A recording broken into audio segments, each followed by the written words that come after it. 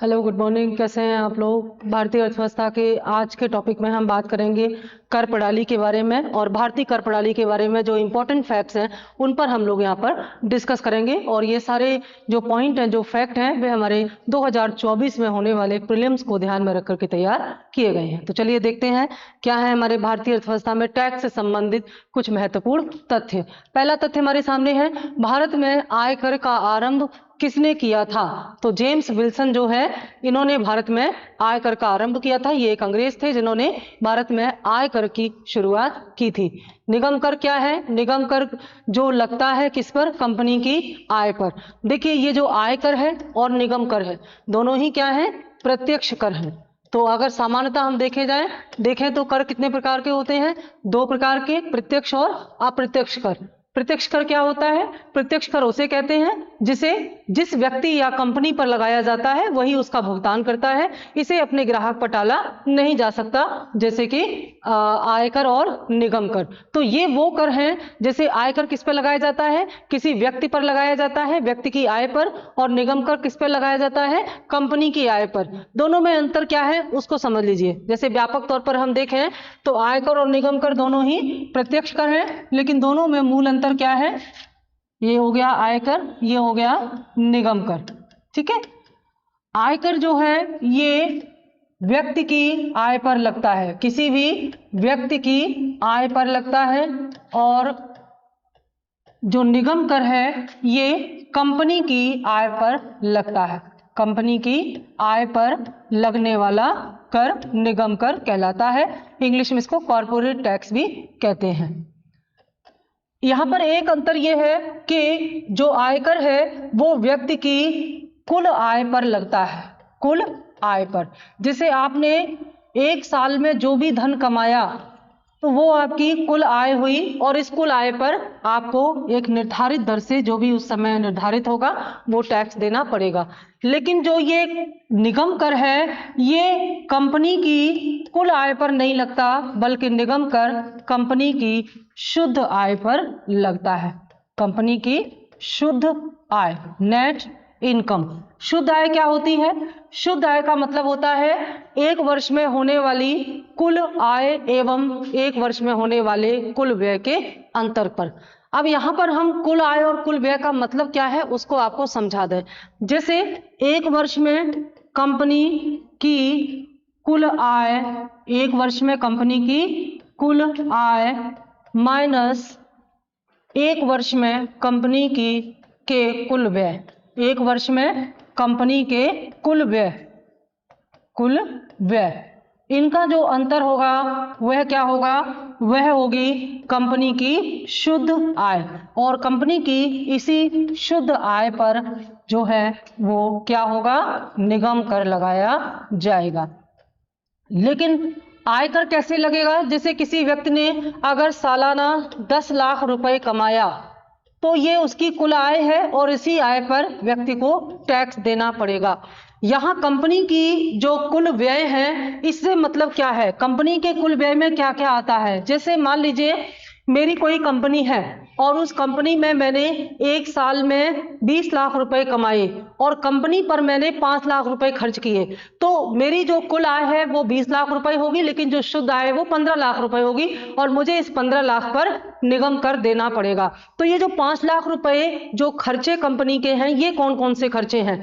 इनमें कंपनी में काम करने वाले जो कर्मचारी हैं उनका वेतन आ जाएगा, कंपनी के मेंटेनेंस पर जो खर्चा होता है वो आ जाएगा, और कंपनी के जो खर्चे हैं वो, लेकिन मेरा पर्सनल का जो खर्चा है वो इसमें शामिल नहीं होगा। जैसे हम अपने घर से कंपनी तक जाते हैं तो उसका जो खर्चा है, ड्राइवर का खर्चा, गाड़ी का खर्चा, ये कंपनी की व्यय में शामिल नहीं होगा। हमने अपने ऊपर जो पर्सनल खर्च किया या अपनी घर पर जो खर्च किया, ये कंपनी का खर्चा नहीं है, ये हमारा पर्सनल खर्चा है। तो कंपनी का व्यय मतलब कंपनी के ऊपर किया गया खर्चा, जब इसको कंपनी की आय में से निकाल दिया जाएगा तो कंपनी की जो शुद्ध आय बचेगी इसी पर निगम कर लगाया जाएगा।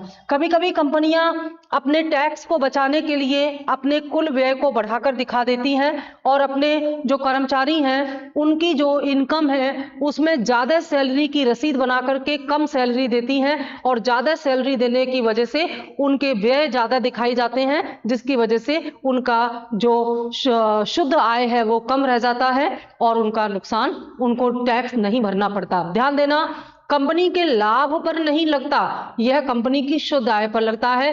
कंपनी के लाभ अलग हैं, शुद्ध आय अलग है, तो निगम कर कंपनी की शुद्ध आय पर लगने वाला एक प्रत्यक्ष कर होता है। भारत में प्रत्यक्ष कर कोड बिक्री कर, आय कर, उत्पाद कर एवं सेवा कर, इनमें से किससे संबंधित है? तो प्रत्यक्ष कर कोड यानी कि direct tax code, DTC, direct tax code यानी कि प्रत्यक्ष कर संहिता जो है ये किससे संबंधित है? आयकर से संबंधित है, क्योंकि आयकर एक ऐसा कर है जो वास्तव में प्रत्यक्ष कर है। बाकी ये जो उत्पादन कर है, बिक्री कर है, सेवा कर है, ये सब अप्रत्यक्ष कर है और प्रत्यक्ष कर का संबंध निश्चित तौर पर आयकर से ही होगा, क्योंकि आयकर भी प्रत्यक्ष कर है। भारत में आयकर, संपत्ति कर, संपदा शुल्क और बिक्री कर, इनमें से कौन सा प्रत्यक्ष कर नहीं है? तो प्रत्यक्ष कर इसमें बिक्री कर नहीं है, क्योंकि बिक्री कर जो है वह व्यापारी पर लगाया जाता है, लेकिन वास्तव में इसका भुगतान ग्राहक द्वारा किया जाता है, क्योंकि बिक्री कर के रूप में जो भी टैक्स व्यापारी पर लगाया गया था उसे वस्तुओं के मूल्य में जोड़ करके ग्राहक से वसूल किया जाता है। बाकी सभी कर क्या है? प्रत्यक्ष कर हैं। नेक्स्ट हमारा फैक्ट, भारत में कृषि आयकर राज्य सरकार, केंद्र सरकार, स्थानीय सरकार और केंद्र एवं राज्य सरकार, इनमें से किसके नियंत्रण में आता है या किसके द्वारा लगाया जाता है? तो कृषि, क्योंकि राज्य सूची का विषय है और कृषि पर टैक्स लगाने का अधिकार राज्य सरकारों को होता है। केंद्र सरकार इस पर टैक्स नहीं लगा सकती, या अगर राज्य चाहे तभी वे यह अधिकार केंद्र को दे सकते हैं। राज्य सरकारों को कृषि आयकर, वित्त आयोग, राष्ट्रीय विकास परिषद, अंतरराज्यीय परिषद और भारत के संविधान, इनमें से कौन सम अनुदेशित करता है? यानी कि राज्य सरकारों को कृषि आयकर के संदर्भ में कौन आदेश दे सकता है? तो वित्त आयोग, राष्ट्रीय विकास परिषद, अंतरराज्यीय परिषद और भारत के संविधान। तो भारत के संविधान ही राज्यों को अनुदेशित या आदेश दे सकता है कृषि कर के संबंध में। और चाहे कृषि कर हो या कोई भी कर हो, भारत में जो कर संरचना का जो पूरा आधार तैयार किया गया है, या यह जो कि कौन सा टैक्स से होने वाली आय केंद्र और राज्य सरकारों के बीच में बांटी जाएगी, कौन सा टैक्स केंद्र सरकार लगाएंगी, कौन सा राज्य सरकार लगाएगी, कौन से टैक्स का पैसा किसके पास जाएगा, ये पूरा जो इंतजाम है संविधान के अनुसार किया गया है। इसमें किसी और संस्था का कोई हस्तक्षेप नहीं होता। लेकिन अगर आपसे ये कहा जाए कि इनकम टैक्स में केंद्र सरकार द्वारा वसूल किए गए इनकम टैक्स में राज्यों की हिस्सेदारी कौन तय करता है, तो वहां पर आपका वित्त आयोग हो जाएगा। लेकिन वित्त आयोग राज्य सरकारों को समानुदेशित नहीं करता, ये संविधान का काम है। शराब पर उत्पादन कर केंद्र सरकार, राज्य सरकार, नगर निगम एवं जिला बोर्ड, इनमें से किसके द्वारा लगाया जाता है? शराब पर पूछा है, तो शराब अभी भी जीएसटी से बाहर है और यह राज्य सरकार के नियंत्रण में आता है, क्योंकि इस पर वैट लगता है, वैल्यू एडिड टैक्स यानी कि मूल्यवर्धन कर लगता है। यह जीएसटी के अंतर्गत नहीं आता। जल्दी ही बात की जा रही है कि शराब के उत्पादन को भी जीएसटी या गुड्स एंड सर्विस टैक्स के अंतर्गत लाया जाएगा। वर्तमान में शराब पर टैक्स जो है, जो कि वैट के रूप में लगता है, यह राज्य सूची का टैक्स है। ठीक है।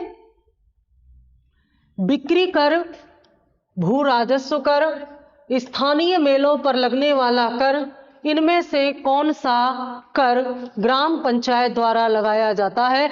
तो जो स्थानीय स्तर पर मेले लगाए जाते हैं, इन पर जो मेला कर लगता है वह स्थानीय संस्थाओं यानी कि ग्राम पंचायतों द्वारा लगाया जाता है।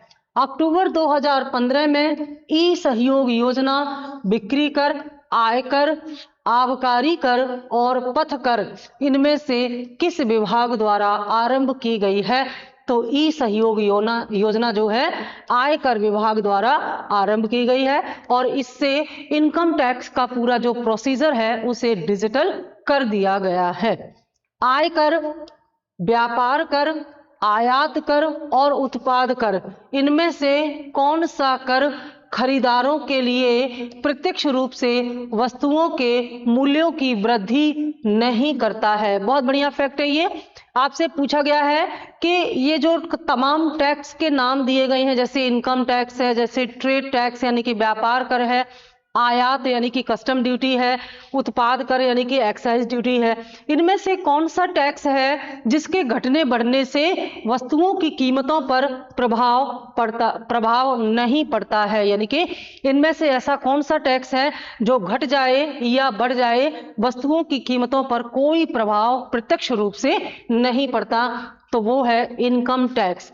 जैसे अगर हम यहाँ पर देखें कि जो टैक्स होते हैं, जो कर होते हैं, इनका प्रभाव क्या होता है, तो हम कर प्रभाव को दो प्रकार से देखेंगे, क्योंकि कर भी दो प्रकार के हैं।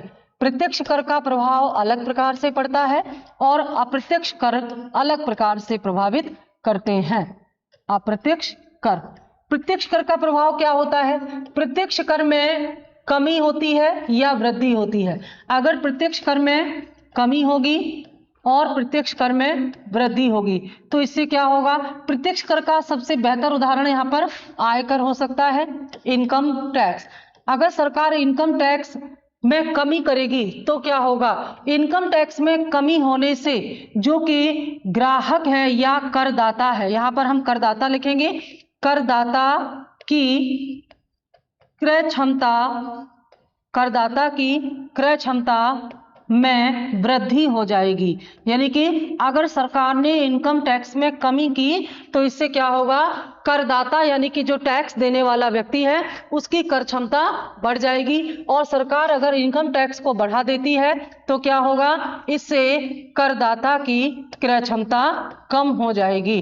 करदाता की क्रय क्षमता कम हो जाएगी। इसका मतलब हुआ कि जब सरकार इनकम टैक्स में या प्रत्यक्ष कर में किसी प्रकार का परिवर्तन करती है तो इससे क्या होता है? करदाता की क्रय क्षमता पर प्रभाव पड़ता है। किस पर प्रभाव पड़ता है? करदाता की क्रय क्षमता पर प्रभाव पड़ता है, लेकिन इससे वस्तुओं के मूल्य पर कोई प्रभाव नहीं पड़ रहा। जैसे मान लीजिए हम इनकम टैक्स देते हैं, सरकार ने इनकम टैक्स 5% से बढ़ा करके 7% कर दिया, तो इससे बाजार में महंगाई पर सीधा असर नहीं पड़ा, लेकिन हमारी जेब में अब कम पैसा बचेगा, हम टैक्स ज्यादा देंगे, तो इसलिए हमारे सामान खरीदने की क्षमता यानी कि हमारी करदाता की क्रय क्षमता कम हो जाएगी। तो प्रत्यक्ष करों में परिवर्तन होने से जो करदाता है उसकी क्रय क्षमता कम या अधिक हो जाती है, लेकिन अप्रत्यक्ष करों में परिवर्तन होने से वस्तु के मूल्य में परिवर्तन होता है। इसका सीधा प्रभाव पड़ता है वस्तु के मूल्य पर। वस्तु के मूल्य पर कैसा परिवर्तन होगा, क्या प्रभाव पड़ेगा? जैसे अगर अप्रत्यक्ष कर कमी की जाती है, अप्रत्यक्ष कर में कमी की जाएगी तो वस्तु के मूल्य में क्या हो जाएगा? वस्तु के मूल्य में कमी हो जाएगी। ठीक है। और अगर सरकार अप्रत्यक्ष कर में वृद्धि करती है तो इससे क्या हो जाएगा? वस्तु के मूल्य में भी वृद्धि हो जाएगी। इसको एक उदाहरण से हम समझ सकते हैं, जैसे जीएसटी। अप्रत्यक्ष कर का सबसे अच्छा उदाहरण क्या है? जीएसटी। सभी वस्तुओं और सेवाओं पर लगने वाला कर जीएसटी है।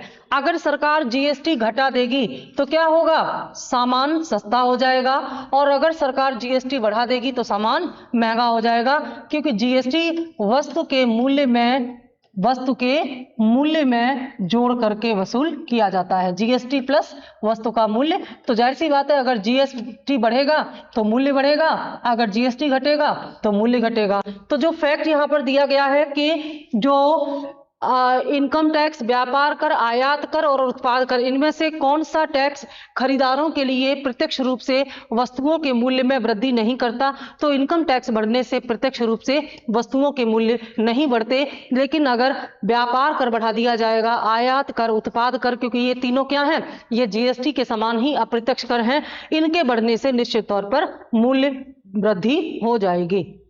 भारत में सेवा कर कब आरंभ किया गया था? तो सेवा कर जुलाई 1994 में आरंभ किया गया, लेकिन वर्तमान में सेवा कर को जीएसटी में ही मिला दिया गया है। पहले वस्तु कर अलग होता था, सेवा कर अलग होता था, लेकिन अब दोनों को मिला दिया गया। 1 जुलाई 2017 से अब जीएसटी में वस्तु और सेवा कर को एक साथ मिला दिया गया है। कारपोरेशन कर यानी कि निगम कर, जिसके बारे में अभी हमने विस्तार से बताया। कृषि आय के अतिरिक्त अन्य आय पर रेल किराए तथा माल भाड़े और सीमा शुल्क निम्न में से कौन सा एक कर संघ द्वारा लगाया और वसूला जाता है, किंतु संघ तथा राज्यों में बांटा जाता है?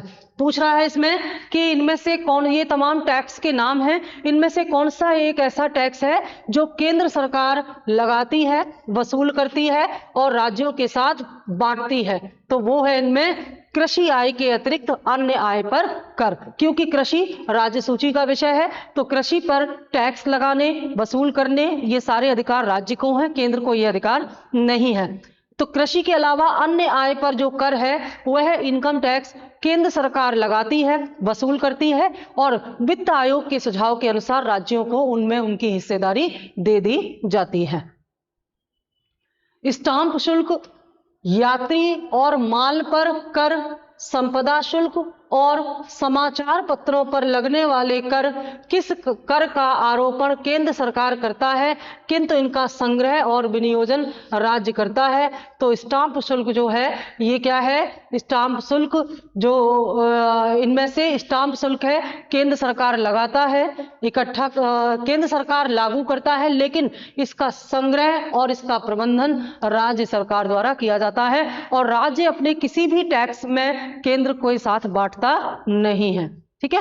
भारत में सामूहिक अतिरिक्त लाभ कर, न्यूनतम वैकल्पिक कर, पूंजी लाभ कर और कंपनियों के लाभ कर, इनमें से किस एक का संबंध निगम की आय से नहीं है? तो पूंजी लाभ कर जो है इसका संबंध निगम की आय से नहीं है। ये जो अतिरिक्त लाभ कर है ये क्या है, किस पर लगता है? जैसे इनमें से कई टैक्स ऐसे हैं जो अब समाप्त कर दिए गए हैं, लेकिन प्रश्न परंपरागत प्रकार के आते हैं तो उनमें पूछे जाते हैं। जैसे ये जो अतिरिक्त लाभ कर है इसका संबंध निगम की आय से है लेकिन पूंजी लाभ का नहीं है। तो क्या है ये अतिरिक्त लाभ कर? इसको बोलते हैं FBT, फ्रिंज बेनिफिट टैक्स। ये किसी कंपनी में काम करने वाले कर्मचारियों को मिलने वाली अतिरिक्त सुविधाओं, जो वेतन के अतिरिक्त उनको अतिरिक्त सुविधा पैकेज मिलता है, उन पर लगाया जाता है ये FBT टैक्स। न्यूनतम वैकल्पिक कर क्या है? इसको बोलते हैं मिनिमम अल्टरनेटिव टैक्स, मैट इसको बोलते हैं। जैसे कोई कंपनी अगर टैक्स के दायरे में आती है लेकिन वह तमाम प्रकार की दी जाने वाली छूट का लाभ उठा लेती है तो वो शून्य कर कंपनी बन जाती है। ऐसी शून्य कर कंपनियों को हर हाल में उनके कुल लाभ का जो 30% है, इस 30% पर निर्धारित दर से टैक्स देना पड़ेगा, जिसे मैट कहा जाएगा। यानी कि चाहे उस कंपनी ने कितनी भी छूट प्राप्त कर ली हो फिर भी अपने आय के 30% पर उसको टैक्स देना पड़ेगा। पी चिदम्बरम ने इस टैक्स की शुरुआत की थी। पूंजी लाभ कर, पूंजी लाभ कर क्या है? जैसे आपने कोई सामान अगर 10 लाख का खरीदा और 10 लाख का खरीद करके 15 लाख का आपने बेचा तो आपने 5 लाख रुपए पूंजी लाभ कमाया और इस पर आपको टैक्स देना पड़ेगा और यह एक डायरेक्ट टैक्स है, यानी कि प्रत्यक्ष कर है। तो जाहिर सी बात है कि पूंजी लाभ कर जो है इसका कंपनी से कोई संबंध नहीं है, लेकिन FBT और मैट का सीधे सीधे कंपनी से संबंध है। ठीक है। और ये जो कंपनियों का लाभ कर है, कंपनियों का लाभ कर भी कंपनियों से संबंधित है, लेकिन पूंजी लाभ कर का कंपनियों से कोई संबंध नहीं है। संपदा कर भारत में पहली बार किस वर्ष लागू किया गया था? 1957 में संपदा कर या वेल्थ टैक्स लागू किया था और यह एक प्रत्यक्ष कर है जो किसी व्यक्ति की संपदा पर उससे लिया जाता है, जैसे कि हाउस टैक्स। ठीक है, हाउस टैक्स इसका अच्छा उदाहरण हो सकता है। हाउस क्या है? ये आपकी संपदा है और इस संपदा पर आपको निर्धारित दर से हर साल सालाना टैक्स भरना पड़ता है, क्योंकि ये संपदा कर है और ये एक प्रत्यक्ष कर है जिस पर लगाया गया है वही उसका भुगतान करेगा। ऐसा नहीं हो सकता कि मकान मालिक इसका भार किराएदार पर जोड़ दे, मकान मालिक को ही देना पड़ेगा क्योंकि संपत्ति उसी के नाम से है। आयात और निर्यात पर लगाए जाने वाले कर को किस नाम से जाना जाता है? तो इसको सीमा शुल्क या कस्टम ड्यूटी के नाम से जाना जाता है। जब आप कोई सामान इंपोर्ट करते हैं या कुछ महत्वपूर्ण चीजें एक्सपोर्ट की जाती हैं तो उनको नियमित करने के लिए सरकार इन पर कस्टम ड्यूटी या सीमा शुल्क लगाती है। कंपनी कर, सीमा शुल्क, संपत्ति कर और उत्पाद शुल्क, इनमें से कौन सा अप्रत्यक्ष कर है? कौन सा अप्रत्यक्ष कर है? तो सीमा शुल्क और उत्पाद शुल्क जो है ये अप्रत्यक्ष कर है। लेकिन कंपनी कर का एक और नाम है, बताया था हमने, निगम कर। इस तरह के प्रश्न बहुत पूछे जाते हैं। तो निगम कर या कंपनी कर एक ही है, ये भी प्रत्यक्ष कर है। और यहाँ पर जो संपत्ति कर जो हमने बताया अभी, ये भी क्या है? प्रत्यक्ष कर है, क्योंकि जिसकी संपत्ति है उसी को टैक्स देना होगा, या निगम कर में जिसकी कंपनी है उसी पर लगाया गया है वही उसका भुगतान करेगा। किंतु उत्पाद शुल्क और सीमा शुल्क अप्रत्यक्ष कर है, क्योंकि आयात निर्यात पर जो लगाए जाते हैं, वास्तव में ये टैक्स तो लगाए जाते हैं आयात निर्यात करने वाले पर, लेकिन वह इस टैक्स की वैल्यू को अपनी वस्तुओं के मूल्य में जोड़ करके ग्राहक पर इनका भार डाल देते हैं। इसीलिए अप्रत्यक्ष कर में परिवर्तन होने से वस्तुओं के मूल्य में भी परिवर्तन हो जाता है। भारत के बजट में किस वर्ष वस्तु लेन देन कर या सीटीटी प्रस्तुत किया गया था? ठीक है, वस्तु लेन देन कर यहां पर एक्चुअली होगा, वस्तु नहीं होगा, नगद लेन देन कर होगा। नगद यानी कि कैश ट्रांजैक्शन टैक्स, सीटीटी, किस वर्ष लागू किया गया था? जैसे जब आप कोई नगदी कहीं ट्रांसफर करते हो तो उस नगदी ट्रांसफर पर थोड़ा टैक्स आपका कट जाता है। जैसे आप बैंक के एटीएम से पैसे निकालते हो या पैसे कहीं ट्रांसफर करते हो या बैंक से या डिजिटल माध्यम से, तो आपका पैसा कट जाता है। तो ये टैक्स के रूप में जो लागू हुआ, कब लागू हुआ पूछा जा रहा है। सीटीटी 2013-14 में लागू हुआ। बिक्री कर, जिसका भुगतान आप कोई टूथपेस्ट खरीदते समय करते हैं, यह किस प्रकार का कर है? तो यह राज्य सरकार द्वारा आरोपित एवं संग्रहित कर है, बिक्री कर। और इसी बिक्री कर का नया रूप वैट के रूप में दिखाई देता था। अब कई वस्तुओं को वैट से भी निकाल करके जीएसटी में शामिल कर लिया गया है, लेकिन शराब पर अभी भी वैट लगता है। ठीक है, और यह एक अप्रत्यक्ष कर है, वैट।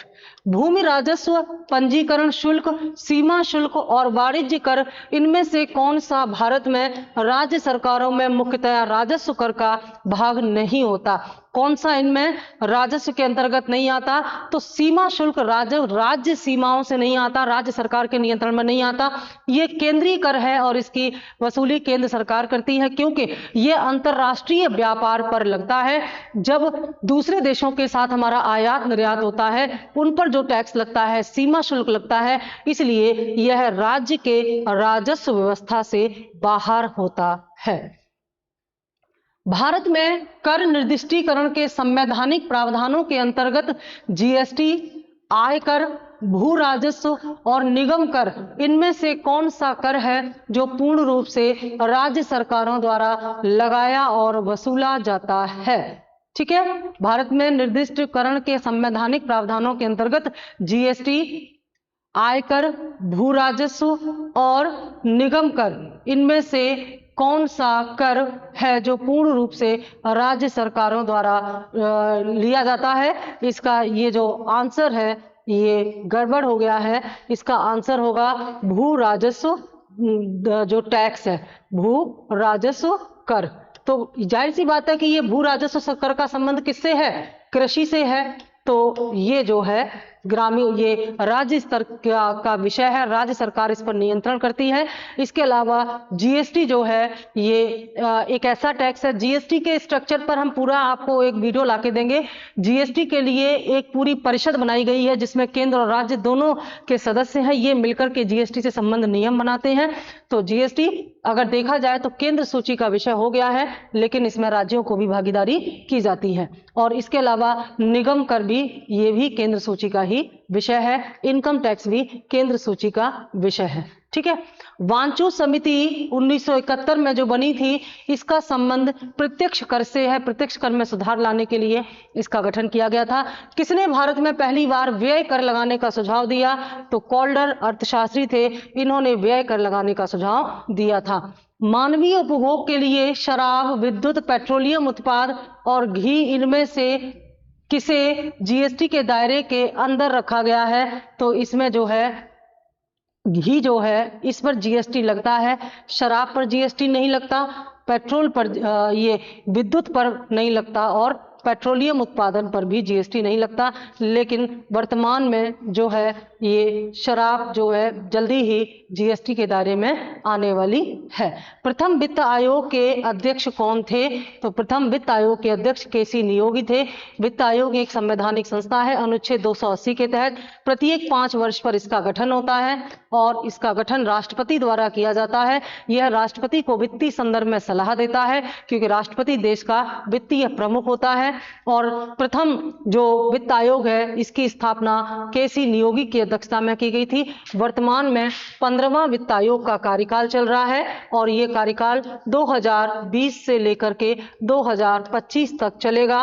और इसके अध्यक्ष जो हैं वर्तमान में वो हैं NK. Singh. Doctor NK. Singh की अध्यक्षता में 15वां वित्त आयोग है ये वर्तमान में कार्य कर रहा है। और ये जो वित्त आयोग है इसका मुख्य कार्य क्या होता है?